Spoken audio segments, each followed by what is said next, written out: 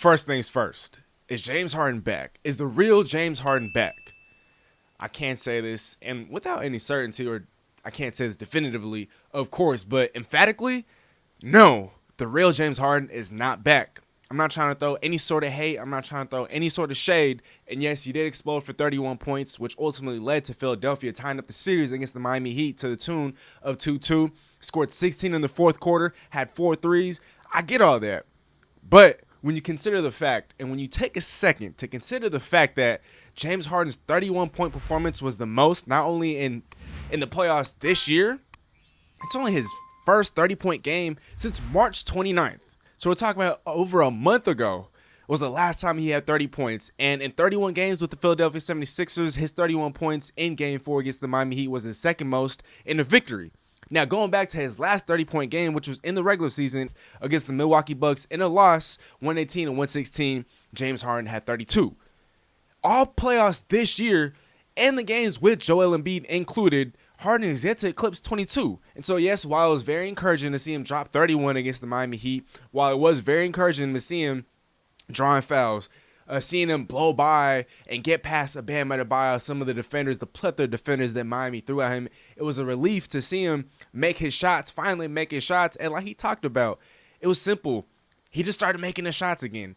So, yes, he's definitely on the right track. I think the trajectory is definitely trending upward for a James Harden. And the presence of a Joel Embiid has definitely opened things up for a James Harden yet again against Miami's stifling perimeter defense. Well, I can't say with any sort of certainty, and I can't even say definitively that James Harden is back, but I can say emphatically that until we see more consistency, until we start to see some of this on the road, James Harden is not yet back. At least that James Harden, the one that we all know, the one that we're all accustomed to seeing.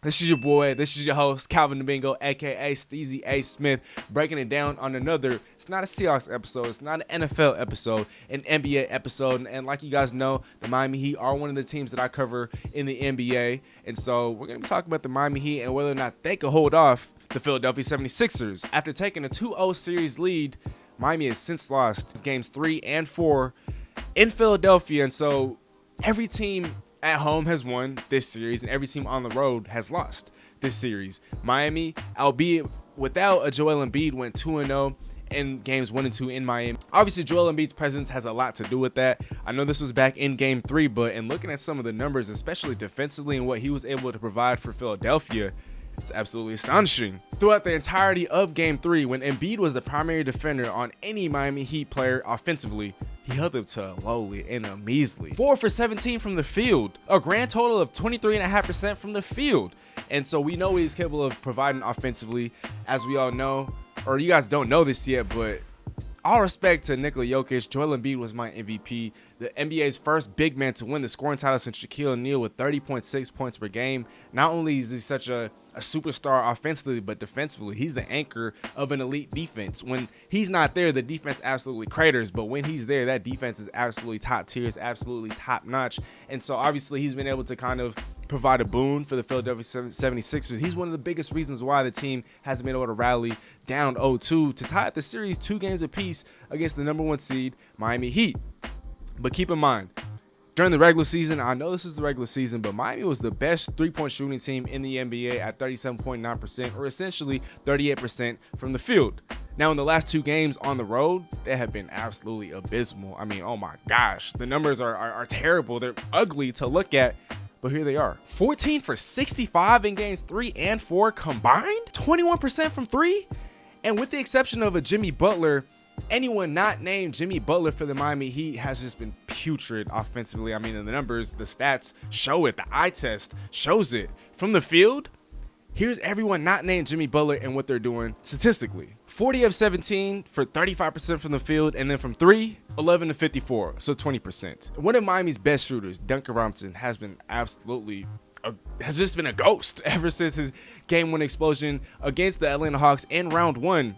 in which he scored 27 points on 9 of 10 shooting from the three-point line. He's just been absolutely gone. He's just been playing Casper in the games and in the series since. Who knows? Maybe Eric Spoelstra does decide to plug a Duncan Robinson back into the lineup, seeing as how Kyle Lowry, he's trying to thug it out. He's trying to get back to being able to play in Game 5, but like we saw in Game 4, he did aggravate that hamstring strain of his, and so I don't know if he's going to be able to play 100%. And even if he does, he's definitely not going to be playing a full allotment of minutes. I think this is going to open up things for Duncan Robinson. Yes, defensively, he might be a liability, but the Miami Heat still managed to finish as a top 5 team in the NBA defensively in terms of defensive rating, in terms of defensive efficiency, with Duncan Robinson playing a key role and playing a bunch of minutes for the Miami Heat. And so I think he's a sort of spark plug. He's a sort of threat, especially with Miami playing at home in Game 5.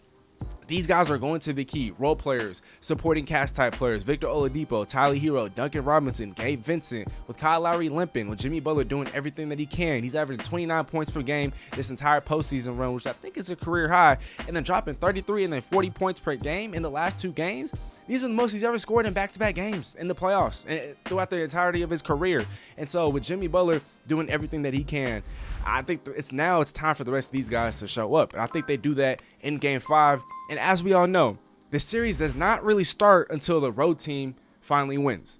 The road team is 0-4 during this series. And so if Philadelphia is able to snatch and win Game 5 in Miami, I think Miami's in trouble. Initially, before the playoffs even began, before Joel Embiid was even injured, before we even saw this version of James Harden in the postseason, I had this matchup happening in the semifinals, and I had Philadelphia coming out on top in 7.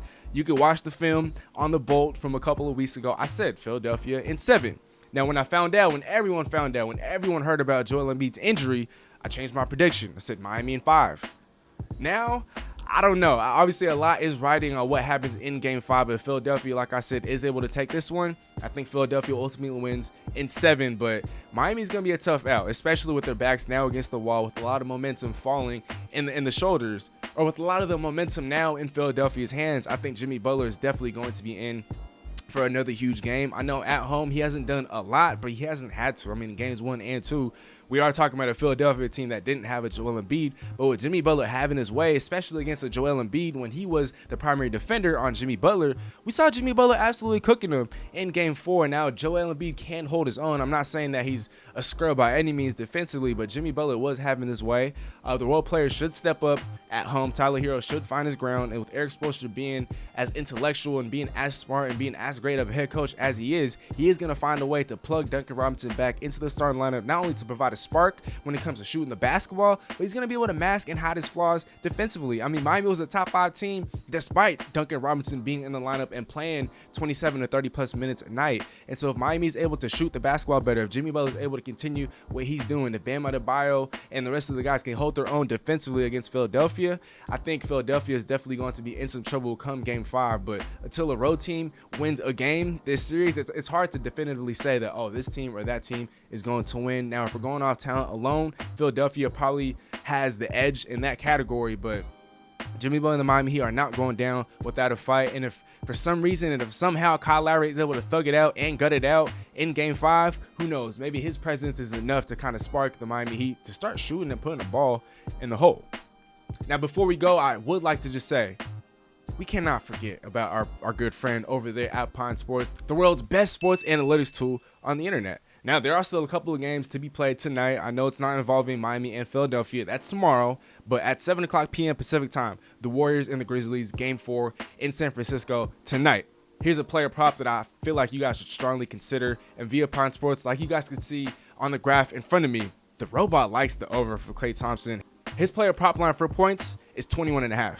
I'm smashing the over, and I know, like the graph says, the hit rate has only been 40% in the last 10 games, but with Golden State now having an opportunity to close out a Memphis-led basketball team without a Ja Morant, Golden State smells blood in the water. They see blood in the water. That said, Klay Thompson, he had a 30-point game against the Nuggets in round 1, but I've yet to really see a signature moment from a Klay Thompson throughout the entirety of this postseason run. So I think tonight in Golden State at home, he's going to ride the energy He's going to play through the energy of the crowd. He's going to be able to play off of that. He's going to be able to feed off of that. He's going to be able to feed off his teammates. I think Golden State, yes, Memphis is still a pretty good team without a Ja Morant, but Golden State's going to absolutely blow the brakes out of this Memphis Grizzlies team, and I think Klay Thompson is going to be a huge part of that.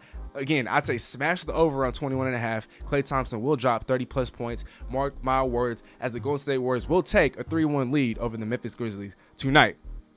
That's it for today's episode, y'all. I hope you guys have a great day. Thank you again for tuning in. If you aren't already, please be sure to follow Alpine Sports on all social media platforms. Be sure to follow @SteezySmith on all social media platforms. Don't forget to also hit that subscribe button. We are on the road to 4K, and I hope you guys enjoyed the episode. We will be dropping a whole bunch of Seahawks draft profiles in the coming days. There will be more NBA playoff content also coming in the coming days. Hope you guys have a great day. All glory to God. As always, amen, and Steezy out. Again, this video is going to be dedicated to Mr. Todd Nas. While that concludes this video, we have loads of other content. You don't have to stop watching there. Other content on our channel homepage as well as our social media platforms. And again, don't forget to hit that subscribe button for us. Tell a friend and tell a friend. Nothing but love, and Steezy out.